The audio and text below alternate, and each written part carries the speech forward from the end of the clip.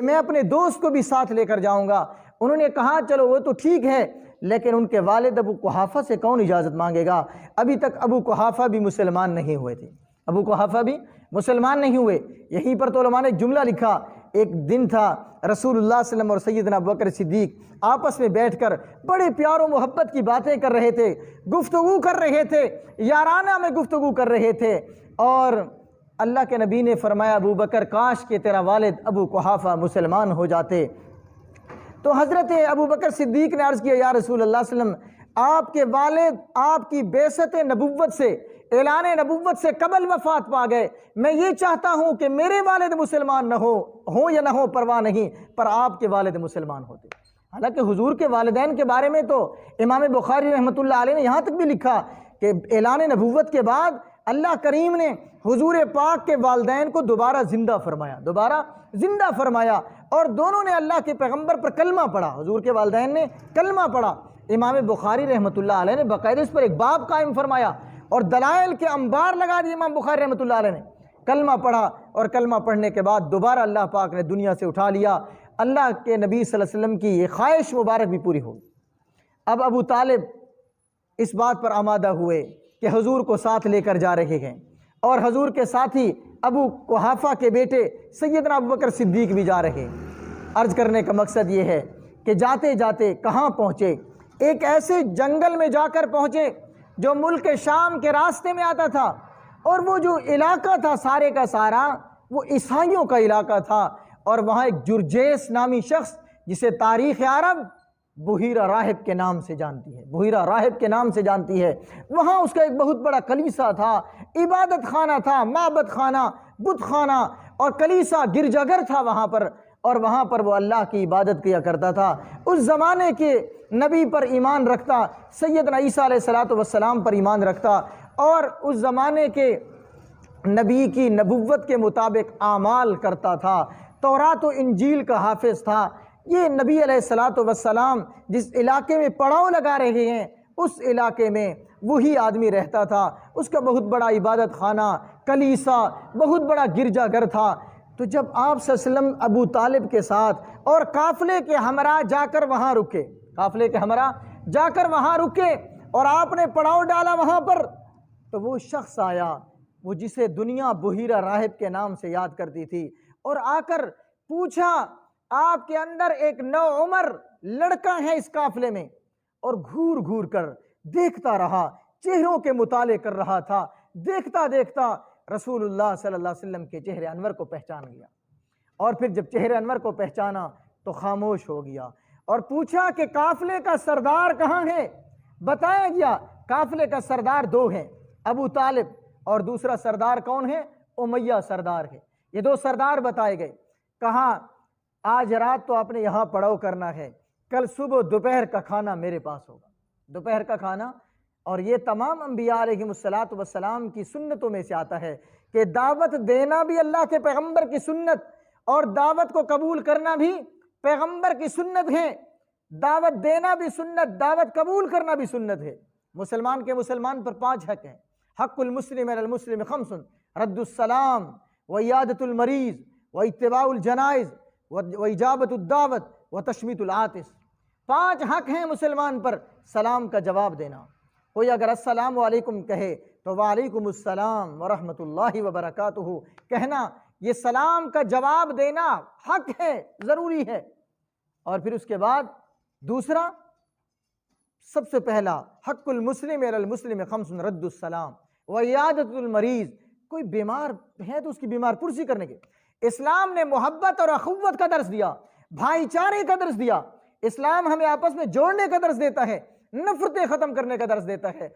और इसलिए मुसलमान का मुसलमान पर हक बताया कि जब मुसलमान उस मुसलमान की बीमार पुरसी के लिए जाएगा तो आपस में मोहब्बतें बढ़ेंगी, नफरतें ख़त्म होंगी और फिर ताल्लुकात मजबूत होंगे। और फिर इनको आपस में क्या होगा, एक दूसरे के साथ सिलसिला जुड़ेगा, माशरत अच्छी हो जाएगी, लोगों के बाहमी ताल्लुकात अच्छे हो जाएंगे। तो उसके बाद फिर दीनी बातें भी आपस में करना आसान हो जाएगा। इसको दीन की तरफ बुलाना, दीन की दावत देना, दीन की तरफ लोगों को राग़िब करना आसान हो जाएगा।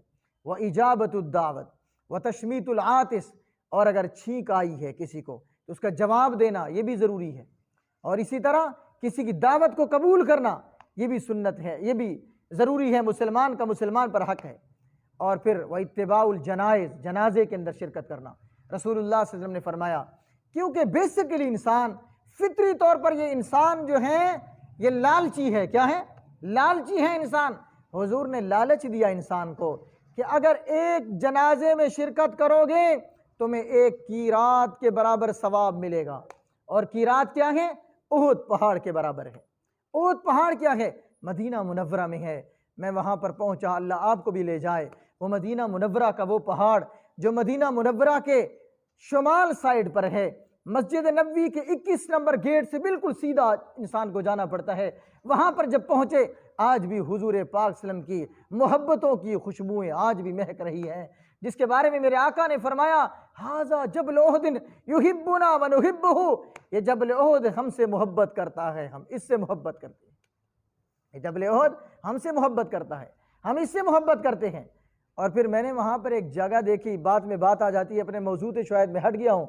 वहाँ एक जगह देखी जो बिल्कुल प्लेन थी, तो वहाँ एक अरब आलिम से गुफ्तगू हुई, अरबी में बातचीत हुई, तो बताने लगे, उसने बताया कि जब रसूलुल्लाह सल्लल्लाहु अलैहि वसल्लम ग़ज़वे उहुद के मौके पर जब आप ज़ख्मी हुए और आपके दंदान मुबारक शहीद हुए, तो हज़रत जिब्राईल आप सल्लम को कंधे पर उठाकर यहाँ काफरों से छुपा कर लाए।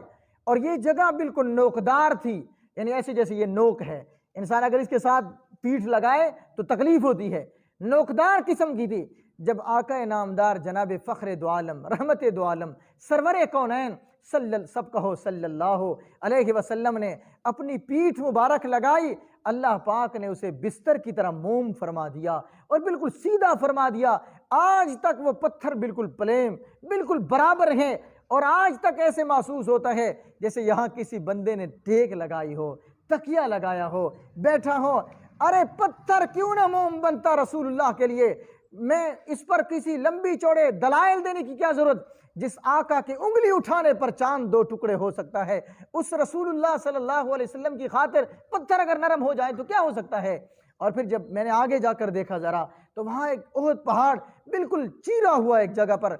बताया उस अरब आलिम ने कि रसूलुल्लाह सल्लल्लाहु अलैहि वसल्लम को जिब्राईल ने जब यहाँ पर लाए, कुफ्फार पीछे आए, तो जिब्राईल ने यहाँ पर फरिश्ते ने पर मारा और अल्लाह पाक ने जबल उहुद को दो टुकड़े फरमा दिया और वहाँ हुजूर ने पनाह ली है। तो ये जबल उहुद है। फरमाया जो जनाजे में शिरकत करेगा अल्लाह उसको एक किरात के बराबर, जबल उहुद के बराबर सवाब अता फरमाएंगे। और जो शख्स जनाजे के बाद उस मैयत को कंधा देकर उठाएगा, हर कदम पे सवाब मिलेगा। और जब दफन करने तक जाएगा अल्लाह इसको 2 किरात सवाब अता फरमाएंगे, अल्लाह ताला इसको 2 किरात सवाब अता फरमाएंगे। तो बात यहाँ चल रही थी, बात ये हो रही थी कि ग़ज़वा वो सफ़र तिजारत हो रहा था, बात याद है ना, सफ़र तिजारत हो रहा था। बात में बात और आ जाती इसलिए करनी पड़ती है। सफ़र तिजारत हो रहा था, हुजूर पाक सल्लम वहाँ बैठे और वो बुहीरा राहिब आया कि बताओ तुम्हारे अंदर वो सरदार कौन है। इसलिए तो हम अक्सर कहते हैं कि पहले से आप आएंगे तो गुफ्तगू समझ आएगी। जो आदमी अब आ रहा है उसे क्या पता होगा क्या गुफ्तगू हो रही थी, क्या बात हो रही थी। उसे तो बात का जब अव्वल का पता नहीं तो आखिर की इंतहा का क्या पता होगा। तो इसलिए बंदे को पहले ही आना चाहिए। और वैसे भी है कि जितना पहले इंसान आएगा तो सवाब उतना ही ज़्यादा हासिल करेगा। और हमारे अंदर क्या खामी है, पहले आते नहीं है, देर से आते भी हैं तो कोशिश होती है कि पीछे बैठे, कोशिश होती है। अक्सर आप हजरात में से तबलीगी जमात के साथ वाबस्ता हैं, वहाँ हर जुमेरात को आपको तबलीग दी जाती है कि पहली सफ़ों में बढ़कर बैठो, पहली सफ़ों में सवाब है, हर अगली सफ़ का सवाब है। लेकिन माने तो फिर है ना, मानना नहीं है, सुनना है, मानना नहीं है। क्योंकि असल बात तो है मानने वाली, मानना तो हमने है नहीं। उलमा कहते कहते आजिज़ आ गए, लेकिन हमने मानना नहीं, बात को अपनी मनमानी करनी है। और कामयाब मानने वाला होता है। कामयाब कौन होता है? मानने वाला। सुनने वाले तो मोहम्मद मुस्तफ़ा के दौर में लाखों थे, मानने वाले अबू बकर उमर थे। कौन थे? अबू बकर उमर थे। तो सफ़र तिजारत हो रहा था। जब सफ़र तिजारत हुआ तो हजूर पाक सल्लल्लाहु अलैहि वसल्लम के काफ़िला रुका। उस बुहीरा राहिब ने आकर कहा, बात याद है यहाँ चल रही थी कि कल की दावत मेरे पास होगी, कल की दावत मेरे पास होगी। कहा ठीक है। दोपहर हो गए, दूसरा दिन हो गया, दोपहर हो गए। अब वो बुहीरा राहिब आया कि आओ चलो। बाज़ रिवायत में आता है खुद आया, बाज़ में आता है कि नहीं उसके नौकर चाकर आए या उसके मुरीदीन आए, क्योंकि वो बहुत बड़ा आलिम राहिब था। मुफ्ती था उस इलाके का, बहुत बड़ा पीर व मुर्शिद था। उसके खुलफाए, आओ भाई मेहमानों के लिए दस्तरखान बिछ चुके हैं, दावत खाने के लिए आप आए। जब वहाँ पर काफिला पहुँचा, उसने काफिले को देखा तो काफिले जिसकी वजह से दावत की गई थी, जो मकसूद महफिल था, जिसके लिए महफिल को सजाया गया था, जिसके लिए दस्तरखान बिछाए गए थे, वो तो नहीं था। पूछा गया वो बच्चा कहाँ है? अबू तालिब ने बताया वो छोटा बच्चा है, हम उसे वहां बिठा कर आए कि ऊँटों का ख्याल रखो। उसको और उसके दोस्त अबू बकर को वहां बिठा कर आए, हम यहाँ उसका खाना लेकर जाएंगे। कहा जब तक वो बच्चा दस्तरखान पे नहीं आता, किसी को हाथ लगाने की इजाजत नहीं है। ये महफिल तो उसी के लिए सजी थी, ये दस्तरखान तो उसी के लिए बेचे थे, मकसूद महफिल तो वही थे। और फिर बताया अरब वालों तुम्हें क्या कदर इस बच्चे की, ये कौन है? मैंने तौरात में पढ़ा कि 12 साल की उम्र में वो बच्चा इस इलाके से गुजरेगा। रात में सारी रात देखता रहा, आपका काफिला यहाँ आराम करता रहा, आसमान के सितारे झुक झुक कर उसको सलाम कर रहे थे। हमें तो अल्लाह ने ऐसे मकाम वाला नबी अता फरमाया, ऐसे शान वाला नबी अता फरमाया, ऐसे एहतराम वाला। आज लोग कहते हैं, अक्सर लोगों की आदत होती है, ये देवबंदी लोग नबी को नहीं मानते, नऊजुबिल्लाहि मिन ज़ालिक। और हमें दावा करते हैं नबी का मकाम जैसे हम बयान कर सकते, दूसरे तो कर नहीं सकते। क्या सिर्फ सब्ज पगड़ी बांधने से लोग क्या दावा करते हैं कि हम नबी के आशिक आ गए और हम बहुत नबी के इज्जत और एहतराम, नबी की शान हम कुरान और हदीस से जो हम बयान कर सकते हैं अल्हम्दुलिल्लाह, ऐसे तो दुनिया में कोई बयान नहीं कर सकता। यह और बात है कि तुम गलत रिवायात से साबित करते हो, हम कुरान और हदीस से साबित करते हैं। तो रसूलुल्लाह सल्लल्लाहु अलैहि वसल्लम के लिए महफिल बिछाई गई और फिर आप सल्लम तशरीफ लाए गए। और फिर दुनिया तो कहती है अबू तालिब हुजूर की कफालत करते रहे। मैं कहा करता हूँ हुजूर की वजह से अबू तालिब को रोटी मिली, हुजूर की वजह से दावत मिली। ये नबी अलैहिस्सलातु वस्सलाम कैसी हस्ती थे। आखिरी बात करके बात को ख़त्म करते हैं। नबी अलैहिस्सलातु वस्सलाम का दौर है, एक निडर किस्म का आदमी, ऐसा निडर, ऐसा दिलेर, ऐसा